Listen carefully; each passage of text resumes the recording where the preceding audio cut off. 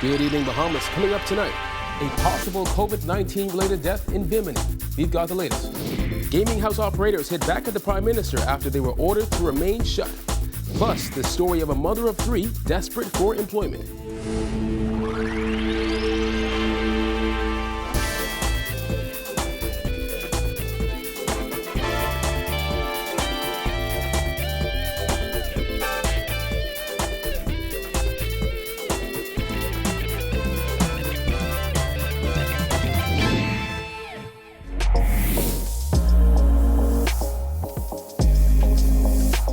Our news is brought to you by Alive. Welcome to Our News and thank you for joining us. I'm Kyle Joaquin. A woman's body is being flown to the capital tonight for autopsy and COVID-19 testing after she died this morning on the island of Bimini. That, according to Deputy Chief Medical Officer Dr. Delon Brennan. Brennan would not confirm the death as COVID-related, despite reports that the woman tested positive. He said that would come after tests are conducted here in the capital. If confirmed, this would be Bimini's second COVID-related death and comes as health officials consider a full 2-week lockdown on the island. Meanwhile, the Ministry of Health confirmed an additional case, an 88-year-old New Providence woman who is in hospital. The total number of confirmed cases now stands at 93, with 43 considered as active. 39 people have recovered from the virus locally. 11 people have died. A Grand Bahama woman is dead and a man is in hospital following a double shooting on that island. Police say they were called to Limewood Lane around 3 p.m. after receiving reports of gunshots in the area. When officers arrived on the scene, they met a man with gunshot wounds and a woman's body in a blue vehicle with apparent gunshot wounds. The woman was pronounced dead on the scene. The man was rushed to Rand Memorial Hospital, where he is listed in critical condition. Well, a Bahamian man who was stuck in Florida for weeks is slamming what he described as the exhausting process just to get home. He spoke with Bethany McDermott. One resident who opted to remain anonymous is speaking out about the strenuous process he endured to get back to the Bahamas. He explained that the troubles began with the consulate office in Miami. He said it took him days to get in touch with an official, even before government decided to bring them back home. They're not answering the phone. They have an antiquated answering machine service. No one really answers phone. From the initial, when the government decided to close the borders, first of all, they didn't give any advance warning. Okay, I immediately called the Bahamas consulate office. I called them. And I honestly couldn't get through. It took me 2 or 3 days before I even got through initially. Apart from the COVID-19 test, he said he received no assistance from government while stuck in Florida. He explained that when they boarded the flight, officers from the immigration department confiscated their passports, which were not returned until Sunday morning. During a national address, Prime Minister Dr. Hubert Minnis advised that Bahamians returning home would have the option to quarantine either at home or at the government facility. However, he said he was not given that option. I wasn't personally given the option to quarantine at home, no. And again, from what I'm understanding from 1 or 2 persons who said that they could have quarantined at home, I think, and again, I stand to be corrected, but what they're saying that unless you live by yourself, or so to speak, they're not allowing you to go home. Stressing that he is thankful to be home, he lamented his time at the quarantine facility, likening it to a prison. Never been confined, and I guess I have an idea what being in prison is like, because that's exactly what it feels like. You're in prison. Except that maybe the Romans are probably a little better and bigger, but it is what it is. He added that what is most upsetting is that he feels like a second-class citizen in his own country. I believe, like I said, if the incident with those permanent residents didn't surface, I honestly believe that the government was not going to make any kind of effort to really bring us back home. And that's my opinion. I honestly believe that. Okay? And I think everything that they're doing now, while we're grateful, it just seems like it's an afterthought. Reporting for Our News, I'm Bethany McDermott. Bahamas Air Chairman Tommy Turnquist shedding light on just how a man who tested positive for COVID-19 was able to board a repatriation flight that stopped in Grand Bahama and New Providence on Friday. It was reported that the man was not on the manifest and was told by a doctor and the Bahamas consulate in Miami that he was not to travel. However, Turnquist explained to Our News that every passenger on that flight was on the manifest and that there were several lists that were taken into account. The persons that were talked about who apparently tested positive for COVID-19 would have been on a list. The first list that Bahama referred to, they were not on that list, as I am advised. They were then told that they'd have to check with the Consul General's office, and as I am advised, they were told that they were on a list that the Consul General had, and Bahamas then gave them a boarding pass.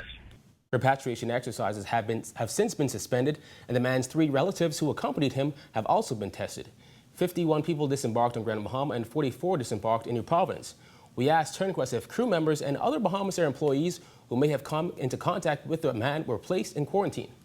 The Ministry of Health was in contact with the staff, and they're making that determination.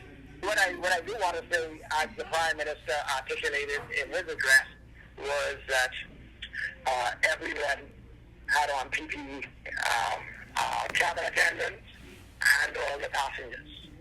Gaming operators are hitting back at Prime Minister Dr. Hubert Minnis, who made it clear on Sunday that gaming houses are to remain closed and weren't included on the list of businesses allowed to offer curbside and delivery services. Web shop bosses say they have once again been assailed by the government. The BGOA president is now asking the competent authority to meet with them. Figure out why, after 1 week of operations, maintaining all of the social distancing and sanitation protocols, an industry employing almost in excess of 3,000 Bahamians who need to work, who need to earn an income, we were singled out. It's been a hot topic since last week when many gaming house patrons flocked to web shops. The Prime Minister, in his address on Sunday, said the provisions made for some businesses to operate without person-to-person physical contact did not include gaming houses. Sebastian, CEO of the biggest web shop chain Island Luck, in a letter to the editor in the Nassau Guardian, expressed disappointment in what he called the Prime Minister's attempt to once again target a sector that employs more than 3,500 Bahamians. He said, "What has become apparent is that there is no logic or rationale to support the government's ad hoc decision-making." Bastian pointed to the fact that his employees have been receiving their full salary over the past 6 weeks, and that his technical team accelerated existing plans to implement new technology to ensure no person-to-person physical interaction. He said, "Given the Prime Minister's finger-wagging at the gaming industry despite these measures, it can only be assumed that reducing the spread of COVID-19 is not the government's core objective. And with liquor stores and other non-essential businesses open, we now know that the aim is not to limit so-called vices or to restrict the operation of non-essential businesses." Gaming Operators Association President Gershon Major wasn't amused either. That to us is baffling. And if it is a health concern, then what's the data to say or to suggest that we are putting the public at risk if we offer such services where we are mainly online and highly technologically advanced? Major says despite the contentious relationship gaming operators have had with the government, they are willing to meet. He added if things continue where they have no income but a continued overhead cost, staff reductions may be the only option. If this matter continues where the sector is closed for an inordinate length of time and we are unable to have a date in the phase reopening of the government's plan when the sector will open, then unfortunately each operator will have to look at their cost structure. And sadly that may involve staff reduction. While a single mother of 3 says she is desperate to find work so she can find a place to live and feed her kids. Jared Higgs has her story. I don't have no money. I have to go out there and see if I can get it for my kids. I don't have it. 29-year-old Cheyenne Roll broke down in tears as she discussed her desperate situation. I just literally be fighting this war by myself. Roll worked at a hair salon before the pandemic hit. She and her 3 kids rented a place in Pinewood, but after falling behind on rent, she was asked to move out. Now she is staying with family, but she says she feels like a burden. It's just be hurtful, man. They're your family. They're supposed to have your best interests in heart and no one you could turn to. The woman's woes come as a pandemic has plunged the economy into crisis. Unemployment is expected to more than triple. Still, Roll says she is desperate for employment. If I have to go by social service to get out for my kids, I do that. If I have to go and see if I could ask someone 20, not taxing now, but just go asking on the road just to feed my kids, I'll do that. Roll got pregnant with her oldest son at 17, and 2 more kids have followed in the years since. She has struggled to raise them, but she says she does her best to instill positive values in them. What you want to be, buddy, when you grow up? Police. Tell me why. Because they can lock up bad people. I want to be a nurse because they have people when they sick. The C.I. Gibson graduate tells us that her stay with relatives has run out and she's going to crash by a friend. She says she suffers from mental illness and sometimes finds herself in a bad place struggling to cope. I have my habits. I smoke a lot. And I tend to turn to the weed and the cigarette when I stress because my mind is basically beyond my kids. The embattled mom says her boyfriend was arrested due to an immigration violation. He used to help, but now she only has herself. However, the 29-year-old says she isn't letting the gloomy economic outlook dampen her drive. I used to wear and everything too. I'll just knock on door to door, need their hair plait, knock door to door, need their yard clean. I'll do it. The next step for the struggling mother of three is to try and find a job and a place for her and her kids to stay. Reporting for Our News, I'm Jared Higgs. All right, thanks, Jared. Still to come, voters grade the Minutes administration's performance 3 years in. Plus, a Bahamian stuck on a cruise ship wants to come home. Stay tuned.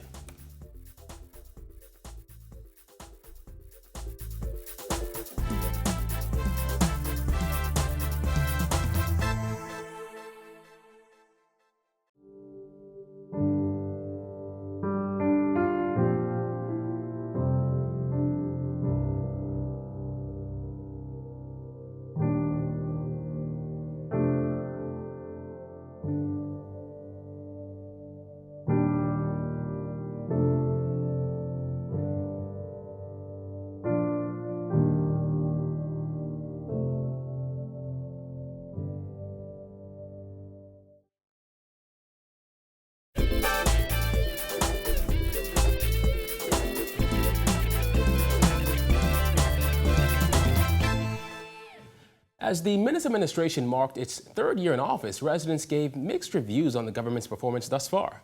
Bethany McDermott reports. On May 10, 2017, the Free National Movement swept the polls, securing 35 of the 39 seats in Parliament. Since then, the country has endured Monster Hurricane Dorian and the ongoing COVID-19 pandemic. These voters gave the Minutes administration a pretty high rating. I put that 7. With what they went through, and for what we have had in the past, I'll give them an 8. Especially with this COVID-19, I'd give them an 8. From 1 to 10, I would rate them a 7. But not everyone agrees. These residents gave the F&M administration a pretty low rating, especially considering their handling of the COVID-19 pandemic. I don't think the government is doing a very, very good job because there are people that are hungry. You understand what I'm saying? There's a lot of people who are fortunate, but then there's a lot that are not fortunate at all. I'll say probably a 5. I feel like they gotta do much better than what they're doing now. So on a scale to 1 to 10, I probably give them like a 3. But I feel like they gotta look out for the average person much more. The Oban Energy saga was a black eye for the Minutes administration early on in its term, along with the controversial decision to increase value-added tax from 7.5% to 12%. Bahama's Power and Light also dominated headlines during its term during the nightmarish summer of 2019 and the decision to replace the entire BPL board. Socially sorry, I'd probably give them a 4. Well, I think the government could have done more to help people, and I'm not even talking about just in this time where we have an economic and health crisis. For a while now, there have been so many persons hurting. I feel that we need a change, and I would like to get back to the old ways, the PLP ways. It is getting too complicated with this situation and the F&M. There have also been bright spots like the passage of the Fiscal Responsibility Act, record-breaking tourist arrivals, the transformation of the New Providence landfill, and a decrease in the murder rate. With 2 years left in this term, there are still a number of promises left to be fulfilled, like campaign finance reform, the Freedom of Information Act, and term limits for prime ministers. Reporting for Our News, I'm Bethany McDermott. Well, the Minutes administration's decision to close the country's borders more than a month ago left hundreds of Bahamians stranded outside.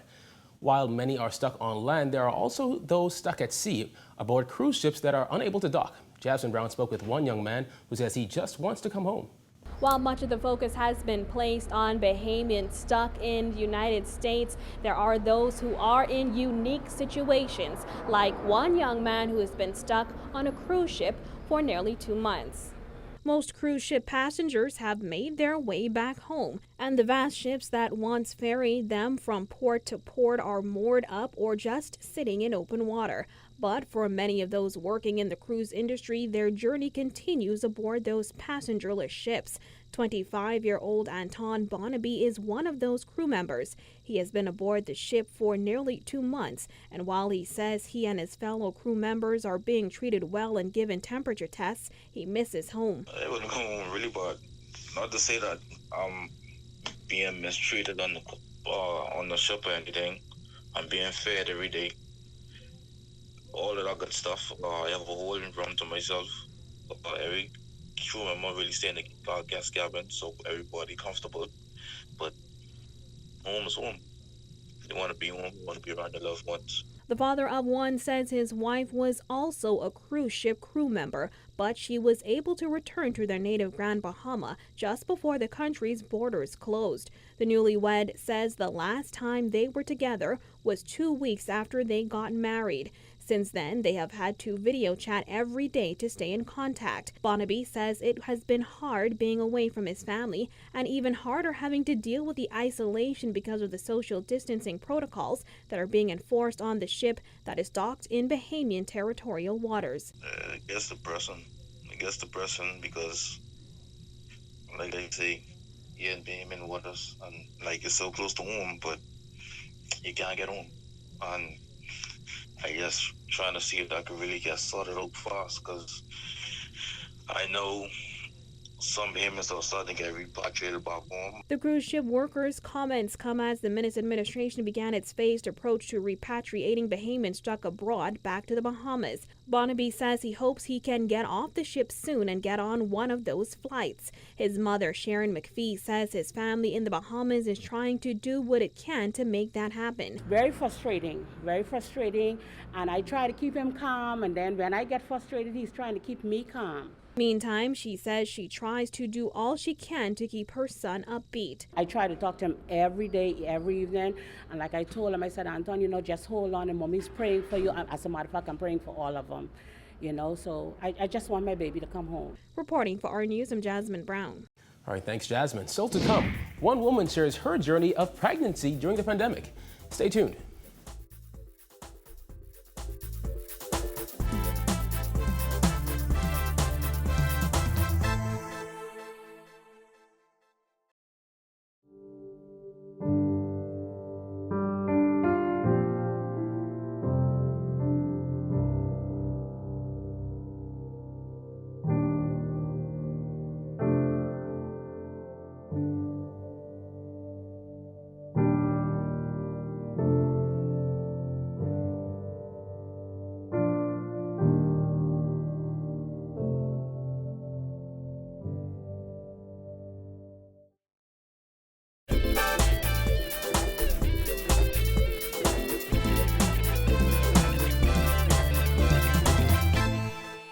You're watching Our News. Welcome back. Pregnancy during a pandemic can be very scary, but one expectant mother says she's fighting fear with faith, adding she's excited to meet her little one. Jillian, great report. For Zakia Butler, dealing with COVID-19 conditions while 31 weeks pregnant has just been another test of her faith and endurance. Butler, who went through a major brain surgery to remove a tumor in 2017, said despite the scary conditions right now, she is still beaming with excitement, waiting on the arrival of her baby boy. It's different from the norm, but it's still a good part of my life right now, and so I'm excited. I do what I have to do, but I still get joy from it. Butler is expecting her second child in June and said all that she's been through has prepared her for this time. When she learned she was pregnant, she was a bit terrified because of her history, but up to this point, she said things have been going smoothly and she has felt nothing but joy. I went through a period where I was very depressed. This was after my brain surgery. I had a mental breakdown, and I had to get past that with the help of family and friends. And so I've come to a place now where I deal with things as they come. And it's the same with the baby.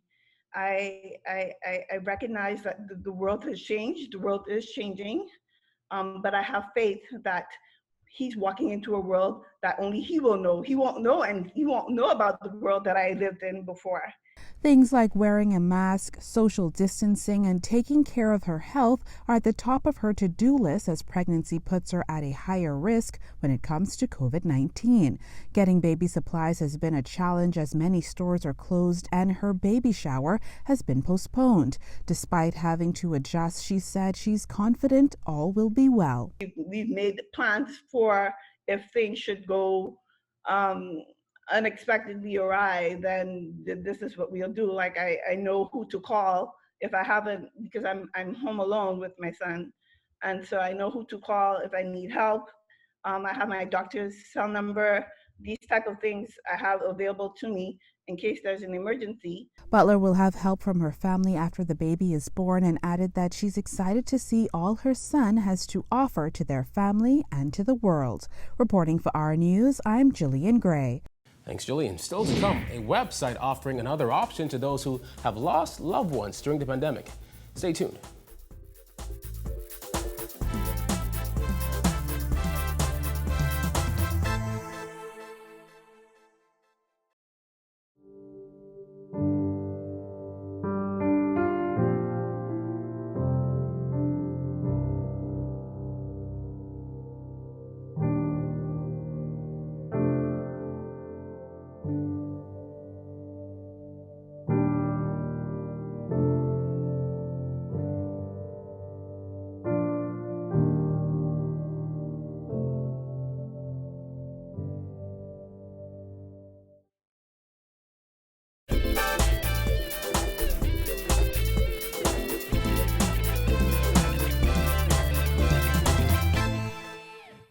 COVID-19 is forcing families to make hard choices over funeral arrangements due to strict social distancing rules that only allow a handful of mourners to attend farewell services.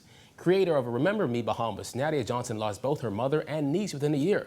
She launched a website aimed at making the grieving process a little easier for those who have lost loved ones during the pandemic. Because of the pandemic and people not being able to actually go to funerals and spend time with their loved ones, it is something that whereas they'll be at least able to still spend that time and to give tribute and to actually be there. If not physically, at least you can still look at the programs and give tributes online. The website was launched last week. It comes at a time when many people have lost loved ones but haven't been able to say goodbye. Just the other day, I was like, you know what? Trying to launch my book at this time would really be a good thing, because it'll really help those who cannot attend the funerals and actually be there, because a lot of family members even still have to travel from out of country, and at this time that's not possible. So sitting down, I thought about all of this and I was like, you know what, this would be a definitely good time to actually try and launch what it is that I've actually been trying to do for a very long time. Johnson says the paid site seeks to give them another option through live streaming of funerals as well as video and text tribute. We can do death notices as well, and within the programs you can do either live videos or you can do audio videos, because people love doing tributes at this time when they're doing the booklets. So all of that can be implemented into the online books. This weather update is brought to you by Generali. Your health means the world to us.